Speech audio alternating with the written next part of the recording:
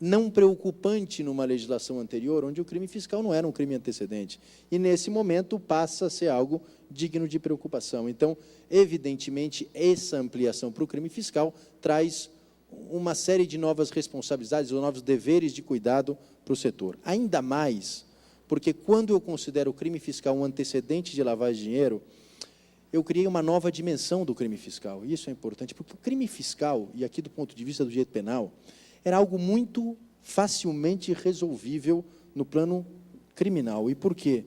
Porque, bem ou mal, você tinha toda uma regulação que dizia que, se você parcelasse ou pagasse aquele tributo, estava extinta a punibilidade. E, extinta a punibilidade, eu não preciso mais me preocupar, eu, na seara criminal.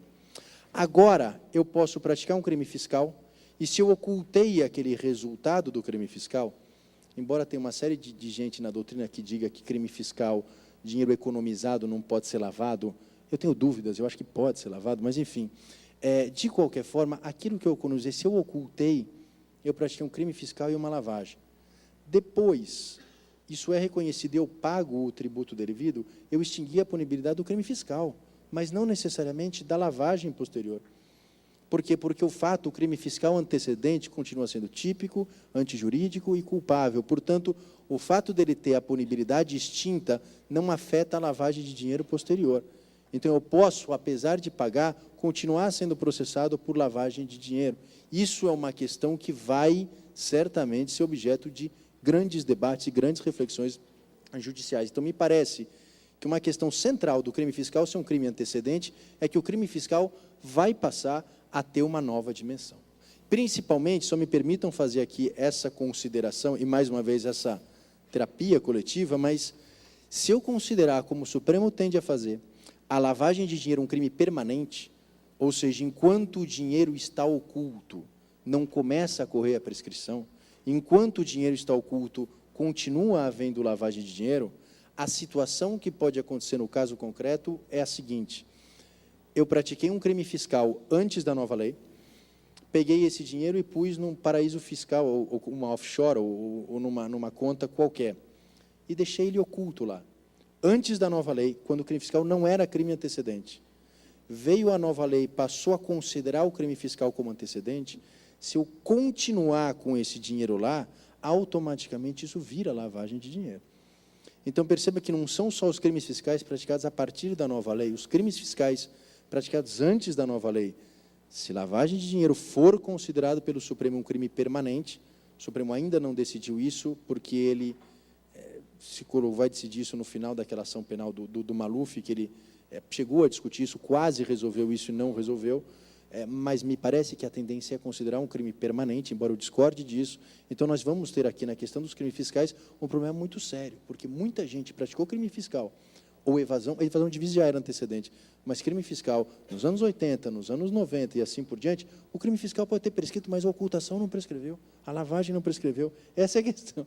Então, nós vamos ter aqui uma nova dimensão em relação à lavagem de dinheiro. E isso é muito importante, isso é muito relevante. Portanto, o crime fiscal, seu antecedente, ele vai trazer novas situações que a gente vai precisar, enfim, refletir a respeito. Segundo lugar, e aqui eu já estou caminhando para o final, não vou gastar muito tempo com isso, mas, em segundo lugar, então, a primeira alteração da lei foi a ampliação dos crimes antecedentes. Em segundo lugar, a questão do dolo eventual. Então, antes havia uma certeza ou uma segurança de que eu só poderia ser considerado agente de lavagem de dinheiro se eu conhecia que aquele dinheiro vinha de um crime, e mais, daqueles crimes previstos na lei. Agora, houve uma alteração na lei e admitiu-se o dolo eventual. Portanto, se eu suspeito que aquele dinheiro vem de um crime ou de uma contravenção, eu, de alguma forma, se contribuir com a ocultação ou com a dissimulação, também pratico lavagem de dinheiro. Esse dolo eventual, até esse momento, até essa interpretação, ela não me parece tão complicada. Por quê? Porque eu faço um normativo e digo quais são as situações suspeitas, e, de alguma forma, digo a vocês, olha, diante dessas operações, comunique, você resolveu o seu problema do dolo eventual. O problema é quando o Supremo Tribunal Federal, nessa ação penal 470, ele amplia um pouco mais essa ideia do dolo e equipara ao dolo e ao dolo eventual algo chamado cegueira deliberada. O que é a cegueira deliberada? O que é a teoria da cegueira deliberada? E por que isso agora precisa ser encarado em políticas de compliance, em políticas de prevenção à lavagem de dinheiro? Vejam, a ideia da cegueira deliberada se originou nos Estados Unidos no começo do século passado, para resolver o problema da mala de drogas.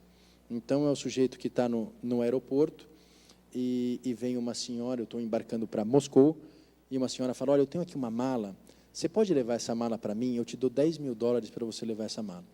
E eu pego a mala, não olho o que tem dentro e levo. Sou parado na alfândega, abrem a mala e tem ali cocaína.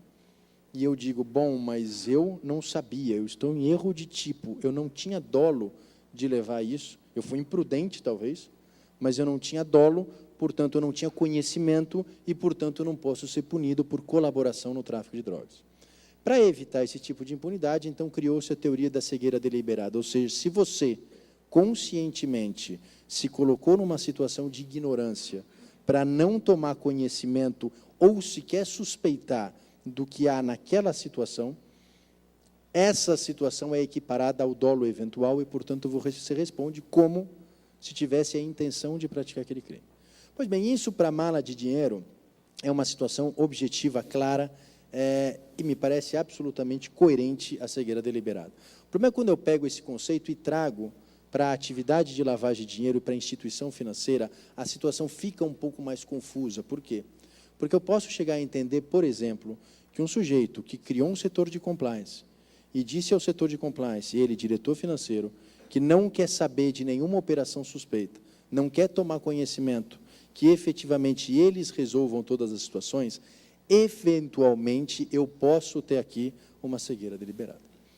Então, essa situação nova, essa nova jurisprudência, que ainda, na verdade, ela foi tangenciada por alguns ministros, mas ela efetivamente começou a ser incorporada na jurisprudência, ela vai exigir do sistema de prevenção à lavagem de dinheiro, do sistema de compliance, um mecanismo que permita ao diretor ou à cúpula da instituição financeira, pelo menos tomar conhecimento de algumas situações mais extremas de suspeita de lavagem de dinheiro. Daí porque esse normativo da FEBRABAN, inclusive em algumas situações, prevê que o setor de compliance tenha acesso direto à instituição ou à cúpula ou alguém da direção, justamente para que, se houver uma situação dessa, não haja a imputação por cegueira deliberada. Ou seja, a cegueira deliberada criou novas obrigações, novas exigências de sincronia entre as diversas instituições do banco. Portanto, e quando eu falo aqui que a lei mudou e admitiu o dolo eventual, a jurisprudência admitiu a cegueira deliberada e, portanto, isso vai exigir um sistema de compliance mais rígido com um sistema de alerta filtrado. Isso me parece importante. Eu não